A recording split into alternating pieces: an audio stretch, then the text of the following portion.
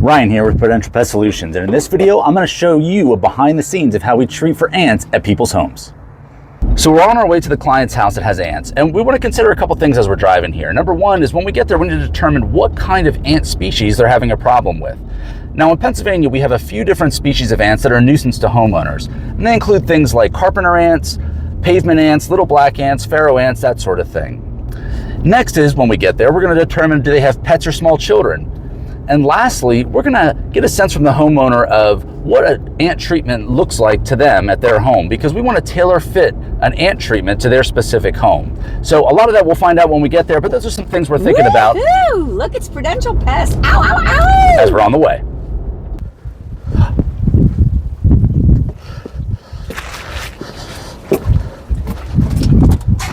Hi there, I'm Ryan with Prudential Pest. Hi. All right, so we're having some ants in the house. Hello, little one. Hello, pup. All right, let me throw my shoe covers on and we'll go take a look. All righty. So having ants in the kitchen is a very, very common issue that our homeowners have. Now, it's for a couple different reasons. A lot of people think there might be crumbs on the counters or crumbs on the floor, and that's what's attracting the ants, and it could. Obviously, that's a food source for the ants. But ants are also attracted to moisture. And we have an exterior wall right here, right? This is the back of the house. And then we have all the piping and stuff for the dishwasher, the sink, that sort of thing. And then also with the oven here is that we either have a gas line or electric line coming up from the basement to the oven. So we want to check all those areas, and we want to determine what kind of ants they have, and we want to determine a treatment plan that's going to work.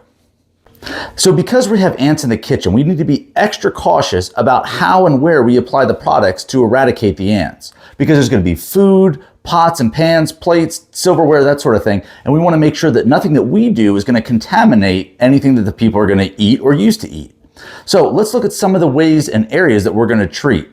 So first, let's figure out where we most often find ants. And oftentimes where we find ants, they'll be trailing along where the countertop meets the backsplash, especially by the sink and the window here, and along the floor. So when we go to do our treatment, we're going to look at those areas specifically and see how and what we can do to eradicate the ants and still not contaminate the food and the cookware.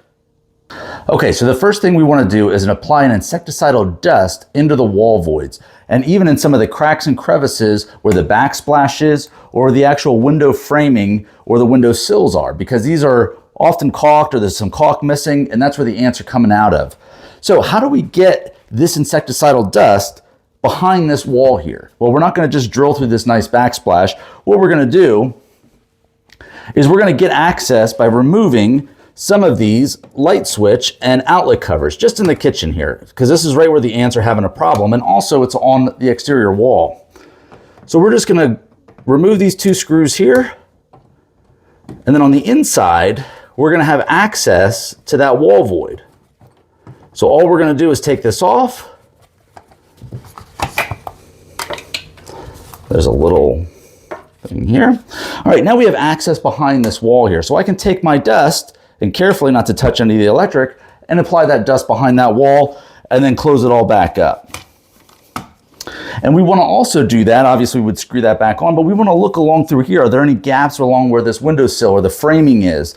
We want to make sure that this dust is only applied back behind there. And once that dust is back there and it stays dry, which it will in a wall void, it will last for a very long time and give us long-lasting ant protection. After we've applied the dust and we've put the outlet covers back on, we can use an ant bait.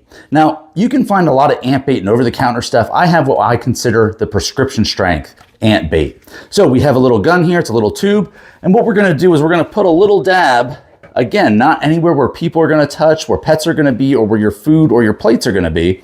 So maybe like under here, we're going to put some underneath the counters, or underneath the cabinets rather. Stuff like that, stuff where areas where the ants are going to come across, they're going to eat this and they're going to take it back to the colony. Now this is important because ants are social insects. We want them to not be eradicated right away. We want them to eat as much of this as possible, not expire, go back to the colony and feed it to the colony. So that's where we'll use ant bait. So we did dust first, bait next. Next step is a liquid of treatment. So the last step we need to do is a liquid treatment.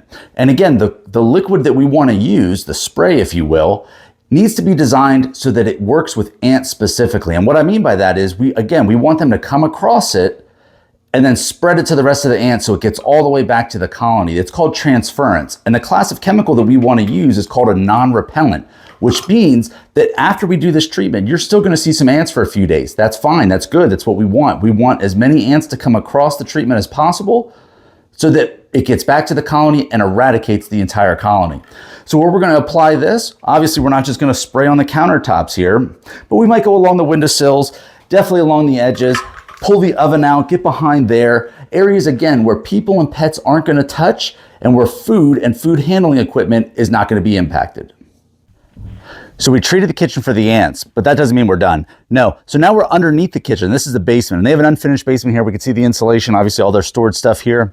And the ants, although we may see them in the kitchen, the actual colony or the nest or the problem might actually be down below this insulation. So we're going to go up here, we're going to treat and look around this insulation, treat this area, treat the whole basement, and then if they're okay with it, we're going to just do a light treatment of the rest of the house just to do a good preventative for other pests like spiders, ants, waspies, that sort of thing. But rest assured, we got the ants up in the kitchen. We're treating down below as well because that might be where the problem is to resolve it. We're on the outside of the house, and any ant treatment, we're done on the inside. We did the kitchen, the basement directly underneath, the rest of the house. Now, another critical part is we got to do the outside. So we're going to treat the foundation about 3 feet up and 3 feet out, and that's going to use the same classification of chemical that we used on the inside, meaning that it works by transference. It's a non-repellent because we want the ants to come across it and get it back to the colony. So if the colony is out here, or if new ants try to come into the house, they don't stand a chance. So that was a behind the scenes look at how we treat and eradicate ants. So if you have an ant problem and you deal with it every year, it's time to call the experts at Prudential Pest Solutions.